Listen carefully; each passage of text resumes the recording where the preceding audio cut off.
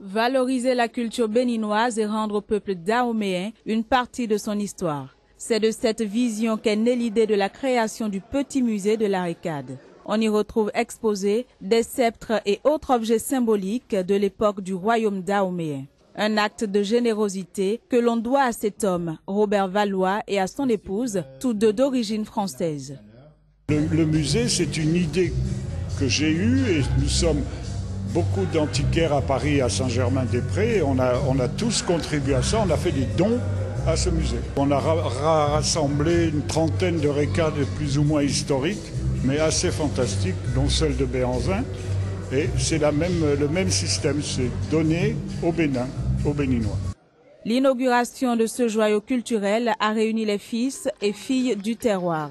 Tout ceci dans un décor riche en émotions et en rythme traditionnel.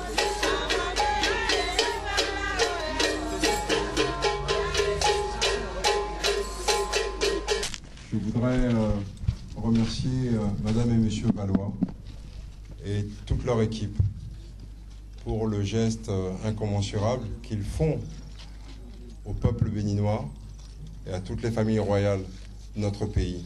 Le petit musée de la Récade est érigé dans le centre des arts à Lobozongpa, dans la commune d'Abomey-Calavi.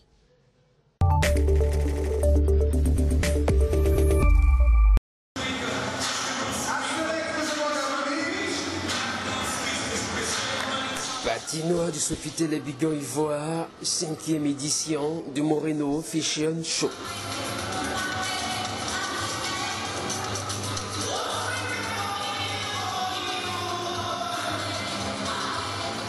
Les inconditionnels du chic et du glamour découvrent les dernières collections de mode à Abidjan.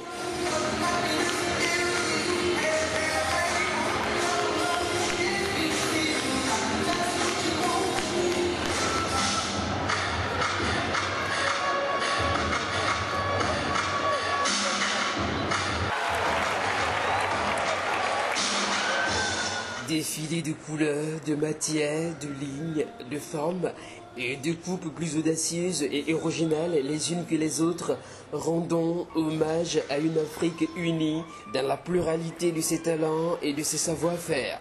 12 stylistes, des humoristes, plus d'une centaine de mannequins ont tenu en haleine le public pour un show chaque année plus éclatant.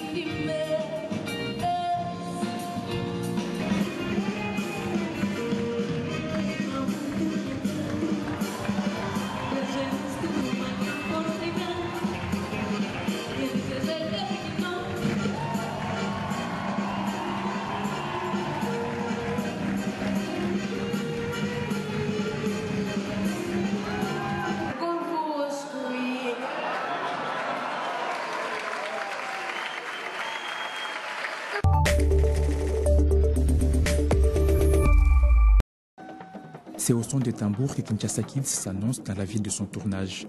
Les écolières de ce lycée n'ont pour la plupart jamais été au cinéma.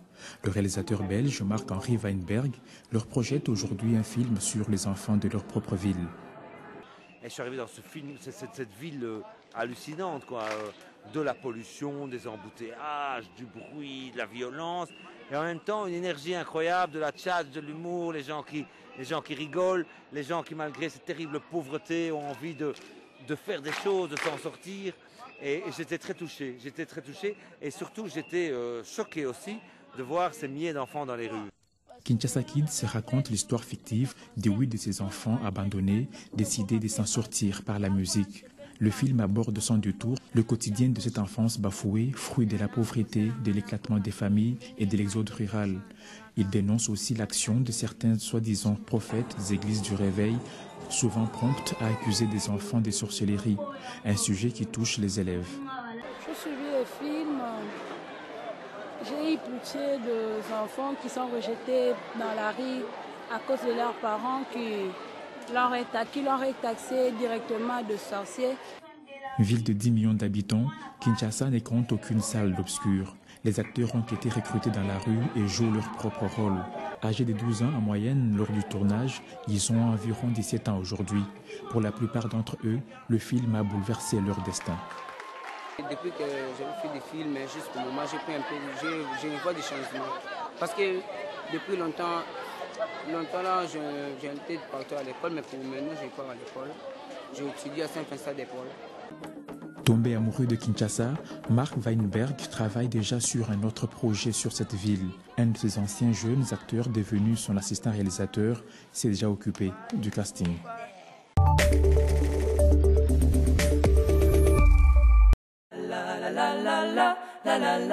En août dernier, il a suffi de quelques jours pour que ce clip enflamme la toile jusqu'aux États-Unis. Hold on to me, don't let me go. Who cares what they see? Un medley des principaux tubes de l'été, signé L.E.J., Lucie, Elisa, Juliette, 3 copines d'enfance qui ont grandi ici, à Saint-Denis, en banlieue parisienne, avec une passion commune depuis leur plus jeune âge, la musique. On partait en vacances ensemble, on chantait tout le temps, mais on s'était jamais dit un jour on fera un groupe toutes les 3 quoi. On se l'était jamais dit, je sais pas pourquoi, mais on se l'était jamais dit. Devenue un phénomène sur YouTube et les réseaux sociaux, elles n'en reviennent toujours pas de ce qui leur arrive. Ça fait 2 ans que nous on poste des vidéos tous les mois, tous les 2 mois sur YouTube pour partager avec tout le monde. Et c'est cet été que ça a explosé avec le Summer 2015 qui était juste la suite du Summer 2014 de l'année d'avant. Après, pourquoi ça a explosé, je ne sais pas. J'ai envie de métissage pour des hommes. Ce qui les distingue, leur formation musicale classique. Violoncelle pour Juliette au conservatoire, chant lyrique pour Elisa et Lucie à la maîtrise de Radio France. La musique, elles ont toujours voulu en faire leur métier. Vivre de notre musique, bien sûr, ce serait le plus grand des cadeaux. Mais de passer dans toutes les radios, dans toutes les émissions, c'est pas du tout un truc qu'on a rêvé et prémédité et qu'on contrôle aussi. L'actualité récente a propulsé leur ville natale à la une. Saint-Denis, siège de l'assaut du raid contre les auteurs des attentats de Paris. Et pourtant, Saint-Denis, elles en sont fières. Tu finis par te rendre compte que quand tu as l'occasion de vivre à travers plusieurs cultures, t'en ressors beaucoup plus fort et c'est pour ça que notre musique elle est imprégnée de hip-hop, de rap, autant que de classique, de musique actuelle et de jazz. Saint-Denis c'est vraiment une ville comme les autres et on n'est pas du tout sans égal. Voilà. Saint-Denis où elles risquent de ne pas mettre souvent les pieds dans les mois qui viennent. Leur premier album vient de sortir, une tournée aux États-Unis les attend au printemps et leur concert à l'Olympia en mai affiche déjà complet. Come on, everybody, get on up. Cause you know we got to get it crunk. Eddie J's in the spot tonight. Cause I'ma make it feel right. Come on, baby, just party with me. Let it loose and set your body free.